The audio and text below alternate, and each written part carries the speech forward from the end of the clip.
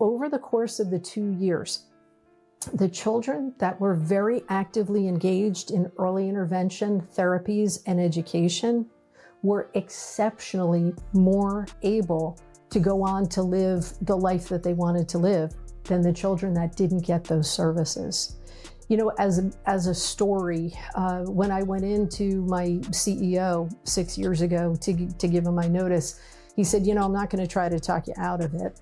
And the main reason I'm not going to try to talk you out of it is that the ARC needs you. And he went on to explain that his eldest son was diagnosed with autism at a young age, and he knows for sure and certain that if he and his ex-wife had not had the resources to give their son absolutely everything, they were able to bombard him with services to make sure that he was consistently getting applied behavior analysis and speech and occupational therapies and so on and so forth. If they hadn't been able to do that, they don't know what his life would be like now. And what his life is like now is truly amazing based on the challenges that he had when he was a kid.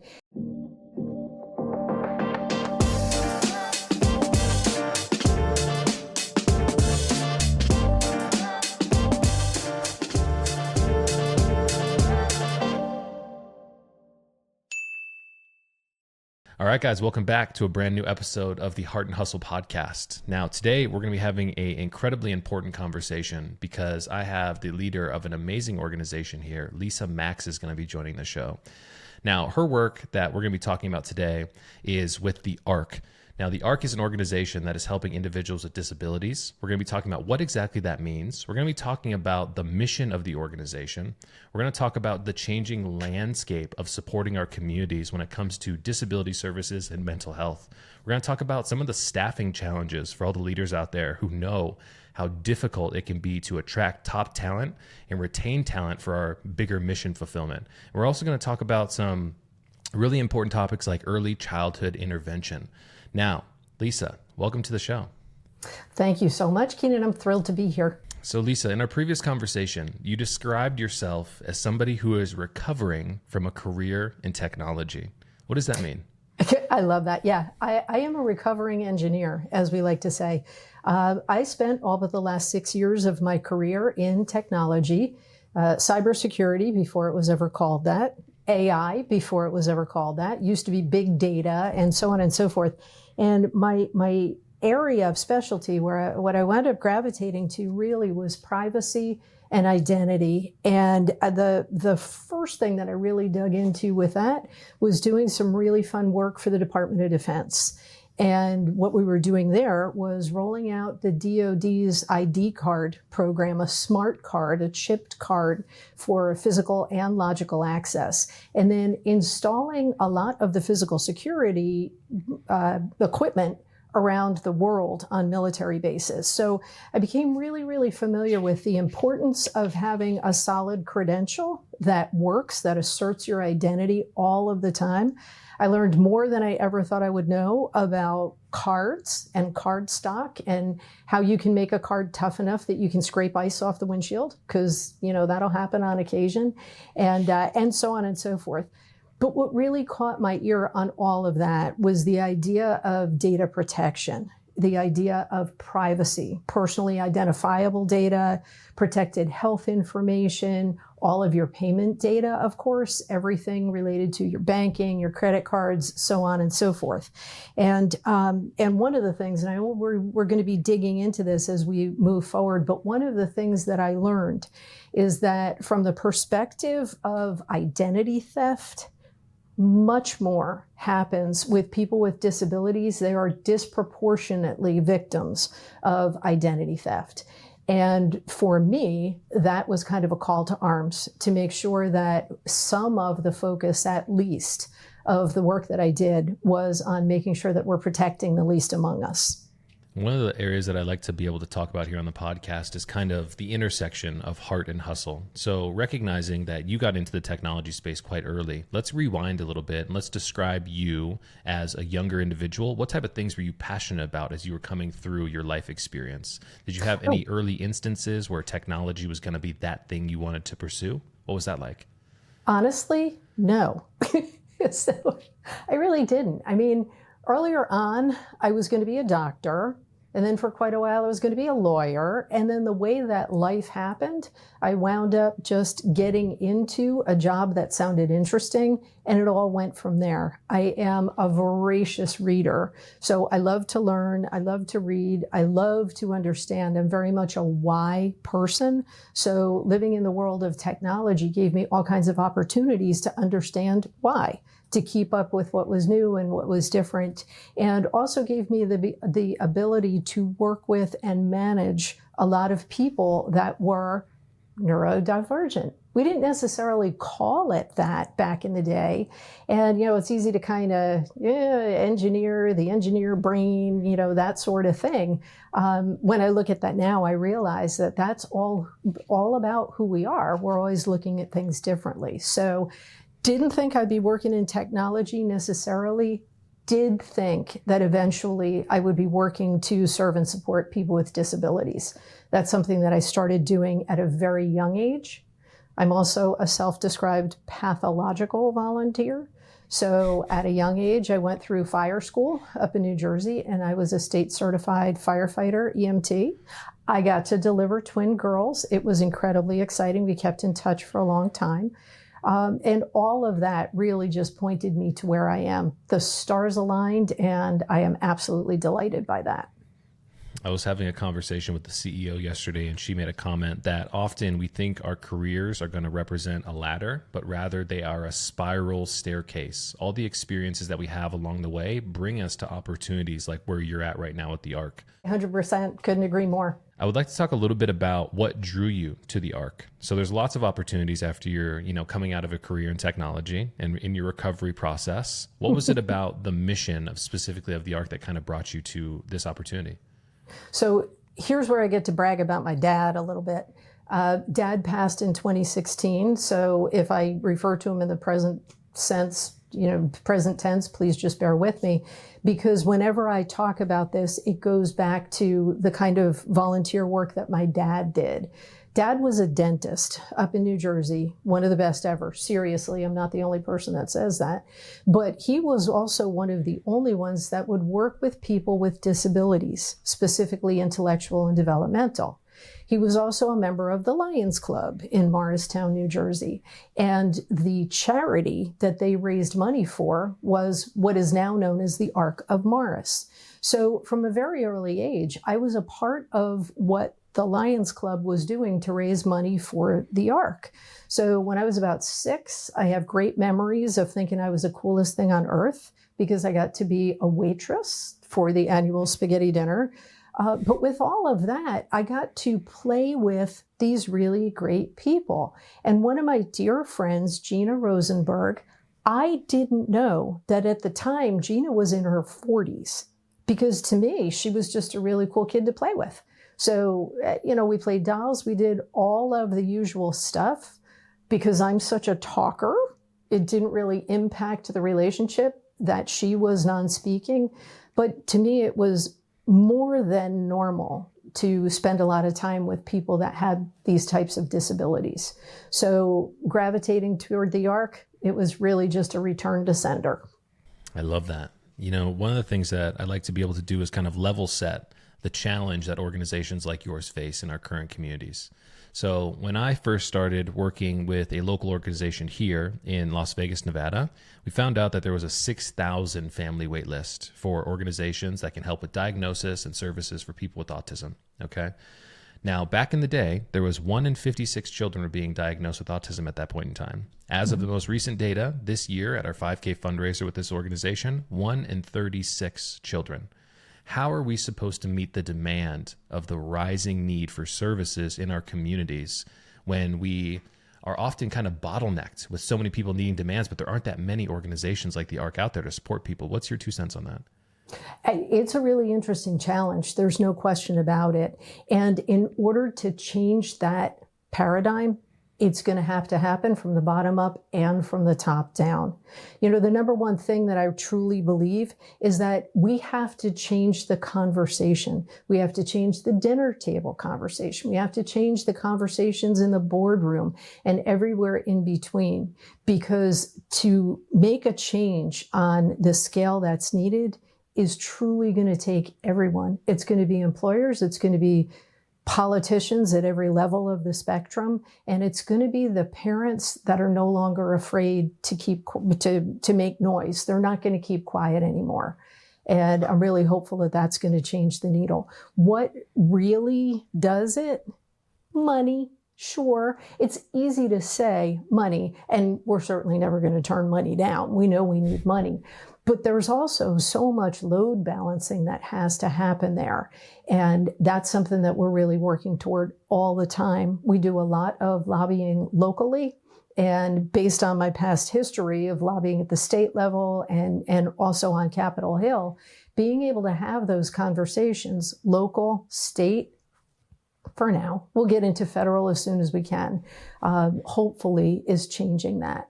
One of the things that I recognize about great leaders is often when we come across challenges, we frame them as opportunities. And I hear an inkling of that in your voice is we have a unique opportunity to come together as a community and to create louder voices to be able to change this problem. Why do you kind of think it's important for leaders, especially in a space like yours, to look at the overwhelming demand for services in our community as an opportunity rather than a challenge? Well, it all comes down to innovation, right?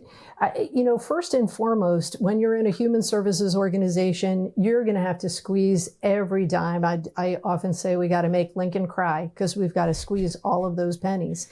And that causes of necessity people to be very entrepreneurial. And we all know that that's really the thing that makes a difference in any business, is being able to look at things sideways, being able to look at some of the low-hanging fruit and grabbing that without ever missing a beat, and then also going after some of the bigger stuff. So that's, I think, is really what it comes down to, that and grassroots initiative. You get a few parents in the room, man, are you going to hear what's needed. You're going to hear it very clearly. You're going to hear it very specifically. And that's one of the things that we are here to do. And really, the Arc of the US, across the country, every member Arc, and so many other organizations as well, it's to lift up that voice and to make sure that everybody, not just the right people, everybody is hearing what those needs are and understands too, left turn for a minute. I like to think of disabilities as anything that can in any way hinder you from living the life that you'd like to lead. So we all know that there are physical disabilities, the really obvious disabilities. Somebody has a spinal cord injury, somebody's had a stroke, somebody is blind, or somebody that's a member of the deaf community. There are things that we see that are really kind of obvious, those visible disabilities. But there are so many more invisible disabilities. So disabilities can be invisible. They can be temporary when somebody's having a really bad moment, and they can also be permanent. So helping everyone to understand that if you're lucky enough to live a long life, you will absolutely become a member of the disability community. Everybody's going to be a member of the disability community at some point. So it's short-sighted for all of us not to be working to find solutions. I love how we're talking about innovation, not only from a technological standpoint, but also an innovation perspective in thought. Now, I think this is really important because one of the biggest challenges that we face in the mental and behavioral space in general, right, is the idea of stigma. Now, one of the things that I think we have to be able to do as even hosting a podcast like this is create safe spaces so people feel heard, seen, and validated in their own unique experience. And that's why I like to have conversations like you or like this with you, is because when we share our unique perspectives, often it's easy for other people to find their story inside of ours. In our previous conversation, we talked about a story of stigma that I thought was really impactful. You had mentioned that there was an individual who was a part of some type of tragedy, and his mother, coming from Asian descent, felt very stigmatized when it come to accessing mental health services. Can you kind of talk about that? Yeah, absolutely. We're talking specifically about the shooting at Virginia Tech many years ago. 32 people died. And one of the things that we lose sight of is that 33 people died because the shooter was killed as well. For a family that comes from a culture where the pressure is on the mother, especially both parents, but especially the mother. The mother has to be perfect because the children have to be perfect. And if the children are, by the family's definition, less than perfect, that's mom's fault. Well, in this case, mom knew that her son had some pretty significant challenges with his mental wellness, knew it to the point that she immigrated to the United States because she believed that she was going to be able to get the help that she needed for him and be able to kind of turn his life around. And unfortunately, we know how the story ended up. And when that happened, there were so many people that were vilifying the shooter's family. And my heart just broke for them. Even before I knew the story, my heart just broke, especially for the mom, because knowing that there were so many issues to start with, so much judgment on behalf of her family, all I kept thinking was, this woman's got nobody right now, because there certainly wasn't going to be anybody from the community that was going to support her. And we already knew she didn't have family support. And I kind of wish there had been a way for me to reach out for her. And there's no way that that's meant to excuse what happened, but to help with the fact that if she had been less stigmatized, if she had had the help might have come earlier, and it could have completely changed the outcome for that child's life. And this is a big part of kind of the big macro societal issues that we're dealing with in society right now. In our previous conversation, I bring this up a lot in the podcast. It's really important to hammer home. But in 2022, the Surgeon General came onto a national broadcast and said the biggest challenge in our society today is not another viral outbreak of a pandemic, but an epidemic of isolation and loneliness. And when I think about 1 in 36 families being impacted by an autism diagnosis, that is a lot of people that are outside of just the direct patient care that need a sense of community and support. So how do you think we're going to be able to not only meet the needs of these individual patients and clients, but also the surrounding family as well? Because everybody in this scenario needs help. We need to have open, honest conversations. We need to eliminate the stigma. How are we supposed to overcome this challenge? Again, it's by working together. The only way I believe that we can reduce the stigma is to own our own stuff. So full disclosure, I am a cancer thriver. I don't like the word survivor. For me, it feels a little bit overly dramatic, but I have survived cancer, and it was awful. And my family fell apart. And I don't have a problem sharing that story, especially because ever since I started talking about that, just, friends, neighbors, whatever, I wasn't ashamed of it. And I was speaking freely about it. I can't tell you the number of phone calls I've gotten, the number of emails or text messages or hits on, social media, whatever it is. Hey, can you call me? And invariably, it's somebody that just got a diagnosis. And they want to talk to somebody who's been there, done that, isn't going to judge whatever their decisions are.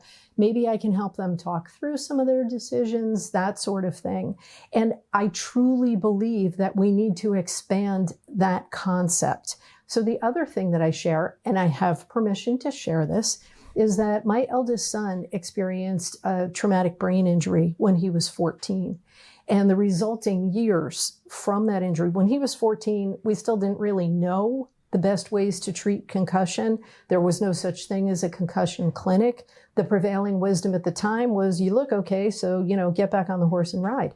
And man, the struggles were crazy. The struggles resulted in some really, really serious substance use disorder, some really, really seriously bad decision making, and so on and so on and so forth. And we're really lucky, which sounds strange to say when you're talking about having to do jail and having to do rehab and so on and so forth. We're really lucky because we live in a place in the world that if you're vocal enough, if you insist on the help that you require, you can get it. And that's changed everything. And, he's wonderful. He's amazing. He is living his best life. I've got an 8-year-old granddaughter, the light of my life. And it really worked out well for us. But again, we never hid our story. My son certainly never did. He never felt that he was to be blamed for some of his decisions, but not for the root cause. And that has helped a lot of people. Being open and honest with a story like that puts people in the position where they know that this is safe space. They know that they can share their story. They know they can ask if I can recommend a lawyer, whatever that might be. So circling back to where you're going, everything related to disability. And with the last decennial census, the numbers that came out were that 26% of the population in the United States has a disability. Wow. Think about that. That's mind-boggling. Whatever that disability might be, that's enormous. Think about the impact on our healthcare system. To get back to whether or not you can get the help you need, gosh, it's overwhelming. There's not enough help. There's not enough money. And anybody with any kind of disability at some point is going to struggle with their mental wellness. There's going to be anxiety. There's going to be depression. There's going to be the sense that you are the only person that can try to fix this. There's going to be the stigma and the shame, whatever the disability may be. And that expands to the family and to everyone around you. And intersectionality makes all of that worse, right? So at some point, due to medical miracles and so forth, most of us are living longer. So again, all of us are going to wind up being a member of the disability community at some point. If you are also a member of any other minority, if you're a woman, if you're Black, if you're Hispanic, if you're anything else, if you're Muslim, whatever your difference might be, and you have a disability, now you are compounded. And it's almost like an exponential kind of a thing, like compounding interest, so to speak. It's just the challenges are just going to continue to grow. So ways that we're making progress, faith communities. There's so much great stuff that's going on within faith communities to make sure that people are getting some of the help they need, to make sure that people have appropriate translation and interpretation when they need to have conversations about medicine or healthcare or education. And clearly I could go on and on that. I completely agree. As I was thinking here and I'm listening to you, to paint this picture for us, we have some bottlenecks in our system currently, right? We can't get enough people trained in time. We can't get enough people hired in time. You coming from a technology background as an engineer, I'm interested to hear your unique perspective and what role does technology play in being an accelerator to increase access to trusted information, to services, to diagnosis. With your unique background, I think you might have a unique take on what role this technology is going to play that for a long time in the mental and behavioral health space has kind of been stigmatized, to use that word again.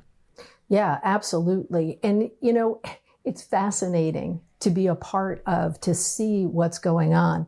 The way technology has changed over the past 20 years, look at the Paralympics. And look at some of the devices that our athletes are using, and they are hitting it out of the ballpark, so to speak, regardless of their chosen sport and pretty much regardless of their disability, especially for physical disabilities. So we all know that. We're all familiar with that, whether it's an old school walker or it's a super high-tech titanium the running device that allows somebody to really, beat up the track. What I'm seeing now, what I'm loving now, is that we're able to really dig more into AI, into machine learning, into adaptive technologies that can give people back their voice. Everybody's familiar, most people are familiar with physical disabilities and with what the technology, so to speak, the assistive devices look like to help those folks. The thing of it is that particularly with invisible disabilities, one of the biggest challenges, regardless of the reason, is the inability to communicate. Can you imagine that? You know what you want or what you need or what you'd love to be able to talk about, but you cannot do that. You can't come out with a voice that works. The frustration there is truly just overwhelming. And what we see with a lot of people with autism diagnosis in particular is we see these really escalated behaviors, and it looks like somebody's just throwing an absolute temper tantrum in the food store because mom said no to something, or whatever that might be. And the number one reason for that is that little person can't communicate effectively. So we're having a really good time with this. We are just dipping our toe into some of the AI-assisted applications. All right, so I'm a total geek. We know this. We know this about me. And there are so many websites out there that are just geeks for geeks, so to speak. And I love them all. And it's easy to find listings every day of new technologies, new websites, whatever it might be that can be helpful. And some of the most profound that I'm seeing have to do with exactly that, with giving people their voice. So some of the super cool stuff using machine learning an individual's voice when they have really eccentric speech patterns or when they're very difficult for the human ear to understand, and being able to translate that into human understandable speech. It's fascinating. It's absolutely fascinating. So I honestly didn't even think about this use case. I'm sorry, Lisa, to jump in here, but we see all of these different platforms that are coming out with an AI voice clone of yours. And the only thing that you need to do is recite one sentence and it can duplicate the rest of these words through that input. So are you projecting that we're going to be able to use this technology as an enhancement to help people communicate in real world scenarios if they have the ability to do something like write out a message on their phone and then it communicates in their actual voice? That's exactly the case. And here's a fun fact. Text messaging, screen readers, voice to text, Alexa, Google Home, all of these things that recognize voices, voice command, they originated as assistive technology for people with disabilities. Closed captioning. I love asking this question. How many people who do not have hearing deficits put closed captioning on their TVs? They can keep the volume lower, whatever that is. So it's kind of the opposite. It's not that these technologies are coming especially designed to help people that don't have any type of a deficit. It's that they're coming out, these innovations are happening for people with deficits, and we find that everybody can benefit. Any type of accessibility for one person is great accessibility for others. One of my favorite sayings is, we as humans create technology, and then that technology creates us. Right? I mean, even the invention of fire as an example, when fire first was discovered, we saw over the next years that the human jaw shrank because we weren't having to chew through tough meats and our things were cooked.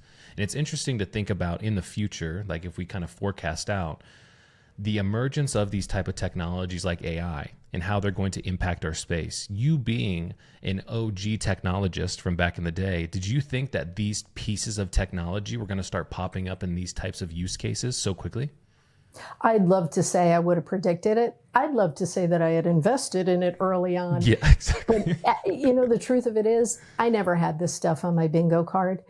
And that's what I love so much about being in this space and still having lots of reach back to really smart technical people, is that it's easy for me to understand. The use case makes itself. The sales pitch is just innately involved in whatever the technology can do. I keep harping on being able to give somebody their voice. One of the things that we found within the past couple of years, one of our community, member of our community, have a son with an autism diagnosis, and he's got some really challenging behaviors. And one of the many things that the family has had to fight through is the expectation that he was intellectually impaired. Oh, he's got to have an intellectual disability. Oh, he's never going to make it through school. He's never going to be on any kind of a standards of learning track. Nothing like that is going to happen. Come to find out, it was simply because he was locked in. And his mom started using something called a letter board. Now, this is a bit of a controversial thing because the idea is that the individual looks to a letter or a number on a board, and the person who's helping them reads out the letter or the number that they see the person looking toward. So there's a lot of controversy about, well, is that really coming from the person, or is that what the person holding the board is saying? But regardless, that wasn't what this mom was doing. And she was able to unlock her son and get him to the point where he could then communicate well, he could type, he could move forward, and he's got a blog now. He's brilliant. His vocabulary is off the charts. He could do anything. Now, granted, he still has his challenges, social skills, behaviors that are associated with his diagnosis, sure. But by unlocking this child, we have created the most spectacular human being who could tackle kind of any job that he ever wanted to have. So getting back to the question of workforce, man, take off your blinders. Allow people the technology and the education and the advocacy that they need, and you're going to just create your own workforce, regardless of what it is that your company does. You told me in our previous conversation, the one biggest joy about my job is I get to ask the questions, what do the really smart people need? I get them what they need, and then I get out of the way. Now, this is an interesting perspective to me in leadership because often we feel like when we are the leader, or some leaders feel like they have to be the person who's coming up with the innovations and things like that. Why have you recognized that surrounding yourself with really smart people, as an example, is the best way to be able to fulfill a mission like the Arc is trying to do? I don't ever want to be the smartest person in the room. That's number one. Number two, even if I had wanted to, there was never enough time in my life to accumulate all of the degrees and all of the certifications and all of the experience that the experts have. So by getting out of the way, what that really means is that I let those people, I encourage, I kind of force the smart people to take the lead. Now, that doesn't mean that I'm completely hands off, not by any stretch. I try not to micromanage. Staff might disagree. I love having a hand in what's going on. I love being able to add some depth or breadth to the idea, but it is very rare that I'll say no to trying something new. I may say not yet, but it's rare that I'll say no because that's what the smart people are telling me they need. And I know that they know what they need. So yeah, get out of the way. Let them do their jobs. I listened to a interview with Jeff Bezos one time, and he talked about how he was very intentional about building in a culture of experimentation inside of Amazon. When it comes to meeting the challenges of our communities and meeting the need for services, I think we have to experiment with a lot of different ideas. How do you think you can give a little tip or a cue on how leaders can get their team to lean into that willingness to fail through experimentation and not be, I would say, held back because of it? Does that make sense? It makes perfect sense. And I strongly believe this is one of my soapbox issues, that our educational system has to teach children how to fail with grace. Because what happens is that you've got people that come out of high school, college, graduate school, professional certifications, whatever it is, and they may have all of that technical knowledge, but they're afraid to fail. So that they don't want to take those risks. They're uncomfortable with the thought that something might not work. Now, unfortunately, I have not yet been able to change the educational system throughout the United States. I'm working on it. In time. But as far as in the office goes, so to speak, I don't know how you don't do everything in your power to create that kind of an environment.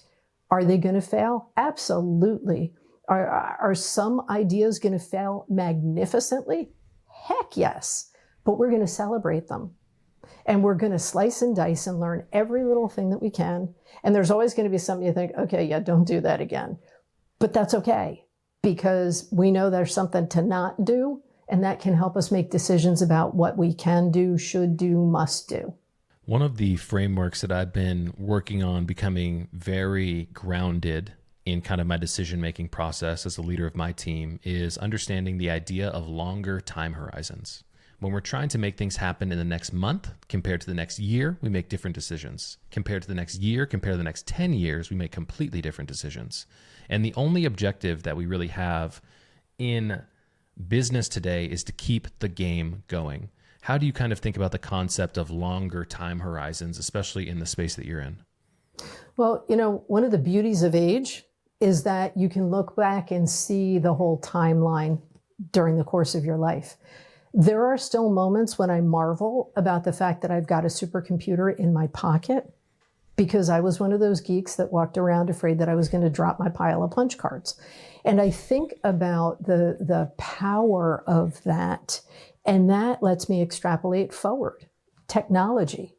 The growth is incredible. The innovation, the entrepreneurship that's happening around that.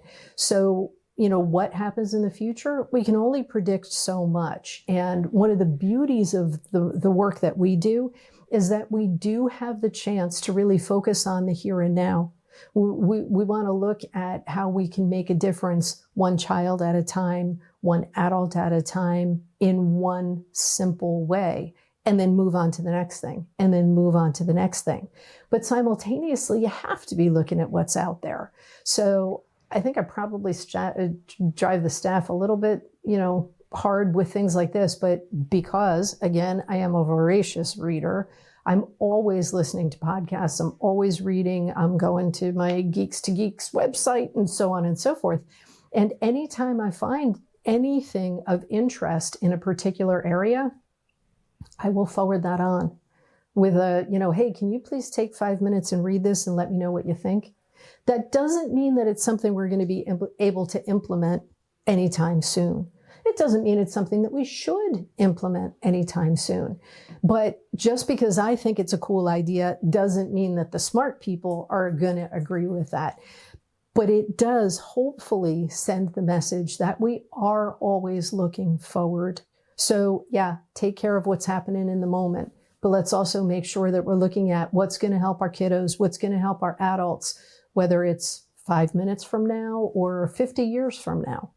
Lisa, the biggest opportunity that sits in front of us, especially in spaces like you're in, is to paint a vision so big that highly talented people can find themselves inside your vision. What type of vision are you casting for the work that you guys are doing at Arc to be able to attract talent that comes into this space? Because we recognize that there's a lot of other opportunities out there for people. So how are you thinking about casting that vision for people? So first and foremost, we make sure that people understand that our purpose, our big, hairy, audacious goal is to bring about a just, equitable world for people with disabilities.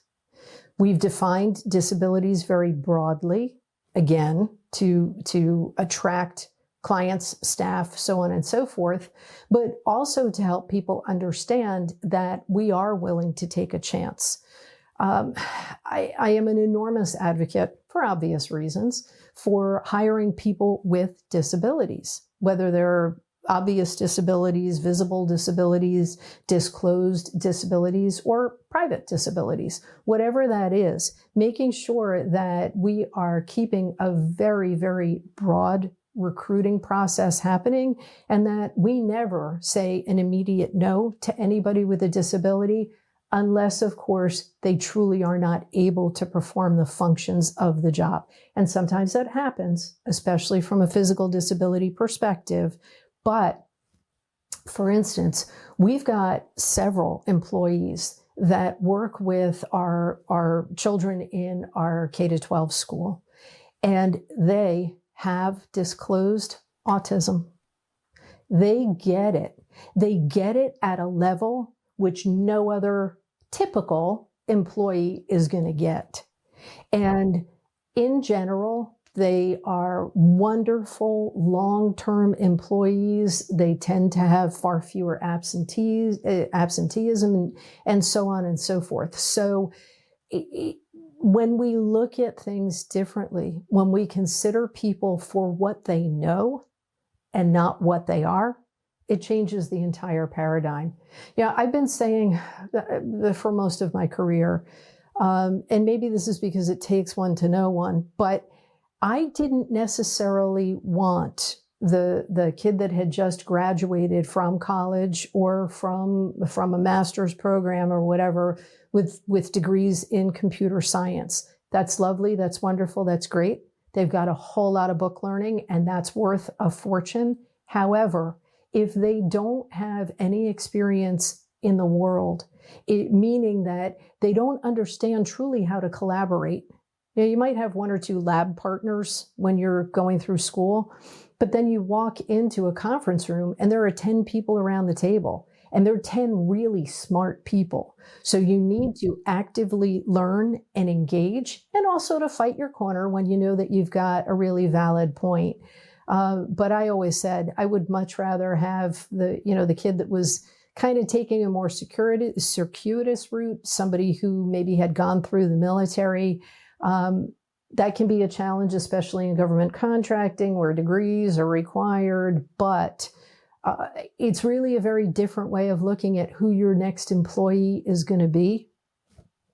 My advice is always to widen your gaze, to look at different places where you can recruit, to look at different ways that you can accommodate an individual that has any kind of a disability, and you will find that your open positions are going to go down pretty quickly. This is a really healthy lens of curiosity here. So the thing that I recognize, I have so many conversations with different leaders, and I talked to this individual named Frederick Martin from a healthcare system in Kentucky.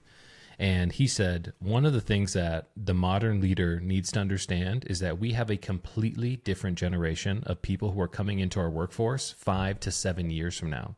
That workforce does not have the same skill sets of interpersonal communication and all these other type of things. Yet they're exposed to technology that is pushing them down this path of digital experience so much quicker.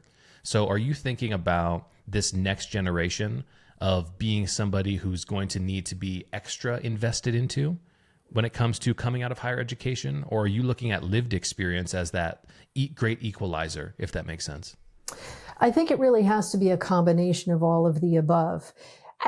As managers, it can be a real challenge. I shouldn't open that to everybody. As a manager, I can only speak for myself, but it can be a real challenge to learn how to even recognize how to work with a younger generation, because their experiences are completely different. When we first started to see digital natives in the workforce, that changed everything. And the government still uses Microsoft Outlook, for instance. Most businesses, I would hazard a guess, are still using Microsoft Outlook. And communicating that way, man, it's such a heavy application, and there's always some kind of an issue, and so on and so forth. So folks that come into the workforce that are digital natives that want to be able to communicate instantly, they want to be able to use Slack, they want to be able to use all of these other tools that are available. A leader needs to learn to adjust to that. And you also have to have the humility to say, I had no idea what you're talking about. Can you please educate me on this new thing and help me understand how it's going to help us? That can make all the difference in the world. And we also have to accommodate the fact that, all right, I'm going to get on the soapbox for a minute. We are raising a second generation of children who struggle with mental wellness. We are raising a generation who has to have lockdown drills, who has to be afraid all the time. You think about what that does to the human body, the cortisol levels that are off the charts all the time. Well, how do you incorporate that person into the workforce? How do you make sure that they feel safe, that they can be okay here? when the reality of it is that nobody can even make that kind of promise. But if we are listening to what these folks need, work-life balance, we used to talk about it all the time. I kind of hate that term, but when you think about what people want, what people need, what's going to make their career, their work most fulfilling, if you're not listening to that, if you're not finding smart, fast ways to adapt to that, these really great folks are going to find jobs elsewhere. That's a really big part of it. Active listening and implement what you can when you can. We as leaders have to show up with soft skills that have been in the front of mind for a lot of different leaders today, but it's so much more important to be able to meet people where they are today. When I think about your ability to ask a simple question, what do you want out of this role, right? By being able to take interest in someone's end goal, we can then reverse engineer or figure out how we're going to be able to enable them to get to the next place in their career. Everybody wants to be developed. Everybody wants to be invested into. And I feel like often we get caught in, here's an interesting concept. We get caught in the instant gratification trap. Now, often older generations like myself often point at a younger generation and say, you guys just want everything so quick. I hear a lot of this from leaders who say, we have people coming out of college, they want to make six figures right away.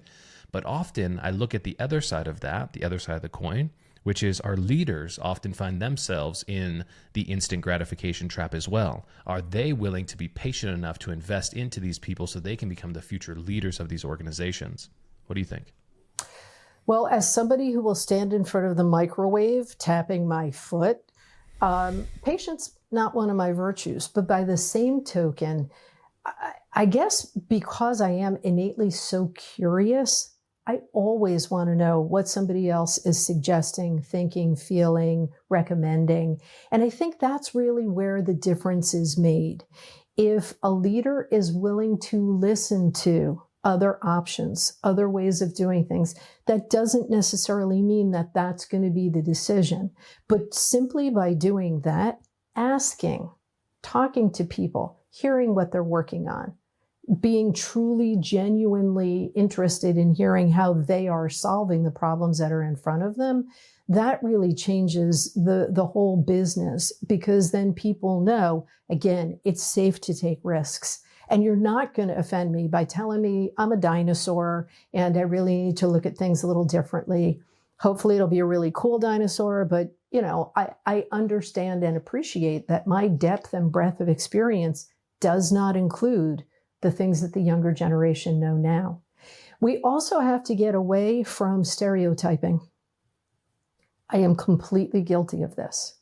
I don't understand. Where's the work ethic? Why would somebody not show up to work when they don't have PTO, when they haven't called out, when, they just want a day off? And the way that I figured out how to manage that, to the extent that I actually have figured it out, was to ask that question. Help me understand something. You don't have paid time available, so you're not going to be paid for the time that you're off. You know that it's going to be putting an additional burden on your coworkers because when you're out, somebody else has to pick up the slack. You understand all of those things, but you still opt to do this. Help me understand why. And the answer is invariably, I just need to make sure I'm taking care of myself. Whoa, dinosaur here saying, okay, I never thought of that. Right. What do you mean self? Right? Self-care? What are you talking about? And then really digging into that so that I could understand what that's really about. And the whole idea of, if I'm not taking care of myself, if I'm not in pretty good physical and mental health, I'm not going to be able to do my job well, especially the kind of work that's done here, where you're working with clients and students that have extreme disabilities, that have serious needs. You have to be 100% present for every hour that you're working. So, okay, you needed extra time off. I can understand that. And that also goes to our benefits. It goes to making sure that our staff is taken care of and appreciated. So, for instance, in addition to a very generous paid time off program, Most of our staff have anywhere between 30 and 40 paid days off each year. So that's all of the major holidays. We run year round, but we do take a week here, 2 weeks over the winter break there. And we make sure that folks have plenty of time off, that they are compensated for their time off, and that they are able to focus on themselves. And that really is a change from the way that I grew up. If I had ever gone into my boss 20 years ago and said, yeah, I need a mental health day, I can't even imagine what kind of response I would have gotten. So, it's really nice to be able to learn from the younger, really smart people. I was having a conversation with another leader out of Florida in North Carolina. This guy's name was Will Jones, and he talked about one of the biggest problems that we are not talking about is CEO nonprofit burnout. And in our conversation, I brought up a framework, if you will. It's called energy adders versus energy depleters. Often we have experiences and things in our lives that are constant energy depleters, and we rarely focus on the energy adders. Now, energy adders are not just taking time off, but that could be enjoying a good read, a good article, things that fill up our cup. And I'm a big believer that there's no such thing as overworking. There is just under resting. As a CEO of a nonprofit, how are you thinking about making sure that you're okay from the self-care lens with those energy adders and those energy depleters? That is a great question. I have reached this wonderful stage in my life where I no longer have children that are at home. I have grown sons, which is lovely and wonderful. So what used to be the answer to that no longer is. So I am able to travel. I am able to spend as much time as I want reading. I am able to spend as much time as I want hanging out with my dogs and other various rescues in my house. And I do know that I need to do those things for me. I am not going to be able to lead adequately if I am constantly in a black mood. And the energy vampires are real and they are out there. So how do you protect yourself from that? By being grounded in the things that build you up. What fills your cup? Making sure that you're paying attention to that. And sometimes, some days, that can be as simple as running out and getting McDonald's, because sometimes you just need grease, whatever that is. If it's something you need to eat, if it's, if you need to just go take a 10-minute walk to nowhere, if it's looking at social media for a couple minutes and, laughing at stupid memes, whatever that might be, it is absolutely crucial. So knowing that we need to take care of ourselves, hearing that our staff needs to take care of themselves and may need a little extra time than what we would have considered for ourselves, all of that adds up to giving each other grace. There are days when we are all energy vampires. There are days when we are all sweetness and light. And if we can give each other grace to be all of those things, I think that's when everybody can be healthier. As we start landing the plane here, I want to talk about a topic that you are very passionate about, and that was early childhood intervention. What's going on with the crisis that we're seeing right now?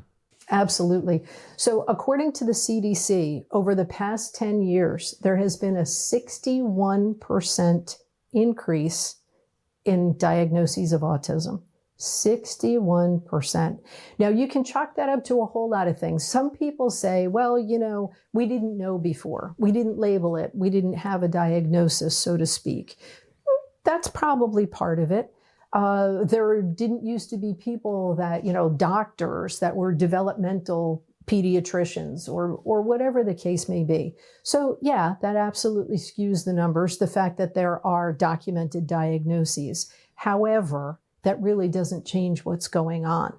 And what's going on is that we've got a population that needs more and more and more support. So one of the things that we've seen, and this is hard data, is that one study that I read, I think it followed the children for 2 years. And over the course of the 2 years, the children that were very actively engaged in early intervention therapies and education were exceptionally more able to go on to live the life that they wanted to live than the children that didn't get those services. You know, as a story, when I went into my CEO 6 years ago to give him my notice, he said, you know, I'm not going to try to talk you out of it. And the main reason I'm not going to try to talk you out of it is that the Arc needs you. And he went on to explain that his eldest son was diagnosed with autism at a young age, and he knows for sure and certain that if he and his ex-wife had not had the resources to give their son absolutely everything, they were able to bombard him with services to make sure that he was consistently getting applied behavior analysis and speech and occupational therapies and so on and so forth. If they hadn't been able to do that, they don't know what his life would be like now.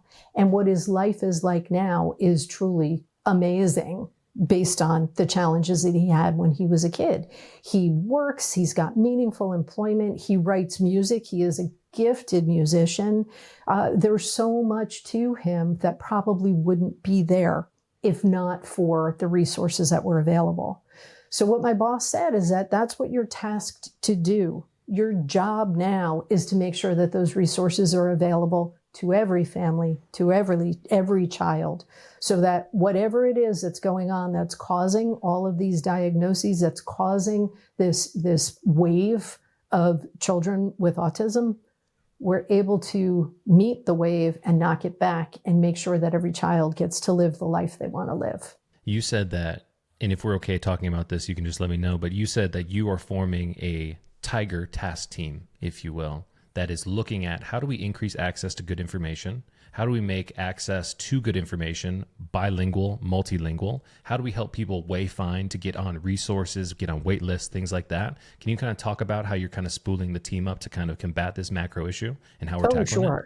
Sure. Thank you for giving me the opportunity.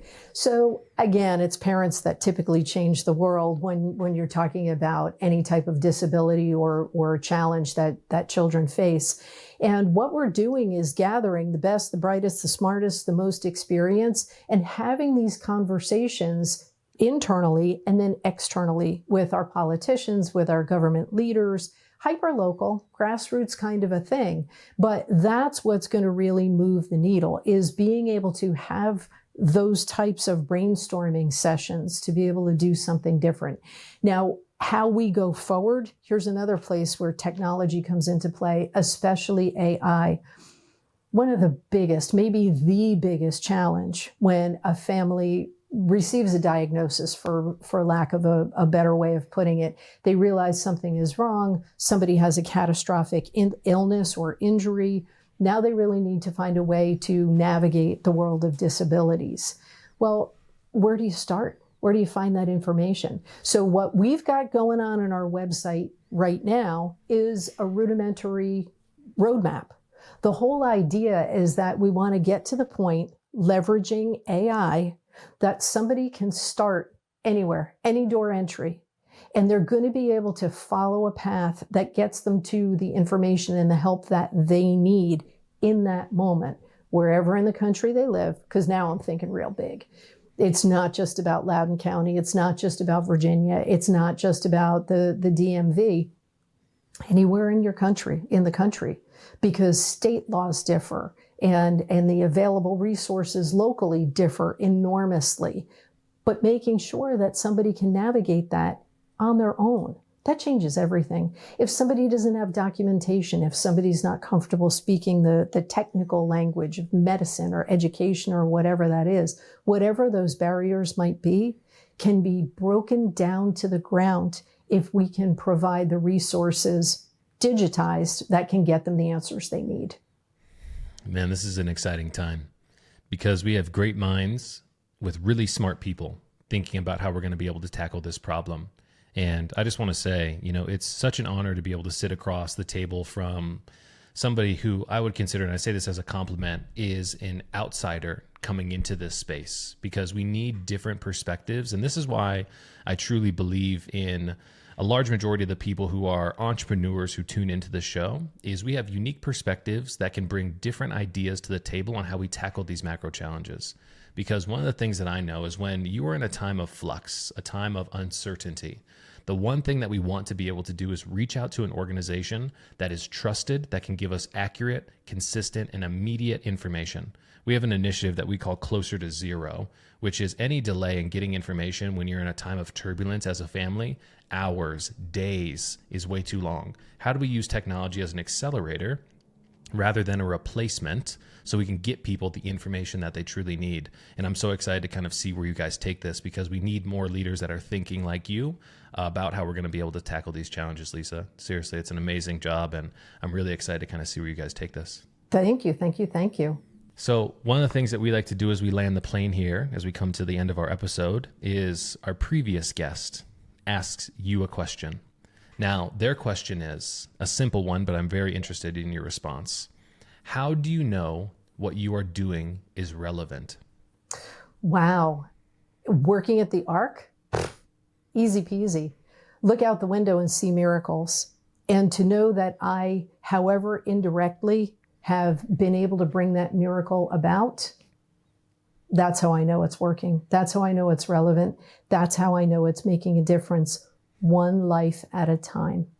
Well, for everybody who's tuning in, watching, and listening today, once again, Lisa Max, you are an amazing leader, and you are the definition of the intersection of heart and hustle. And you've definitely extrapolated that for us here today. The challenges that we're facing, the unique perspectives that we're bringing to the conversation, how we're building a team for the future, how we're leaning into the future leaders of our organization as well, plus how we're having an innovative and curious mindset when it comes to innovating in technology, in thought, in access is truly inspiring. So for everybody who's tuning in, I just want to say thanks for coming on the show. That's a wrap.